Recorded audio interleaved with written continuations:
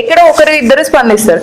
నాకు అలా స్పందించే వాళ్ళ నుంచి వెళ్ళి మీరు బాగా ఇస్తున్నారు ఆన్సర్స్, కరెక్ట్, మంచి అనిపిస్తుంది, మాకు కూడా ఎంకరేజింగ్ అనిపిస్తుంది అని నాకు అనిపించినప్పుడు నేను ఇలా మీ ఛానల్ని చూసాను అనమాట. సో అలా నేను శివశక్తి గురించి తెలుసుకోవడం జరిగింది. సో మీ వీడియోస్ అన్నీ చూసి ఇన్స్పైరింగ్ అనిపించి మీకు కాంటాక్ట్ అయ్యాను. ఓకే, అయితే మరి మీకు ధర్మం కోసం పనిచేయాలి అని అనుకున్నప్పుడు శివశక్తినే ఎందుకు ప్లాట్ఫామ్గా తీసుకున్నారు? వేరే ఆర్గనైజేషన్స్ కూడా ఉన్నాయి కదా, చాలా ఉన్నాయి. శివశక్తికి నాకు బేసిక్ ప్రిన్సిపల్స్ మ్యాచ్ అయినాయి అనిపించిందండి.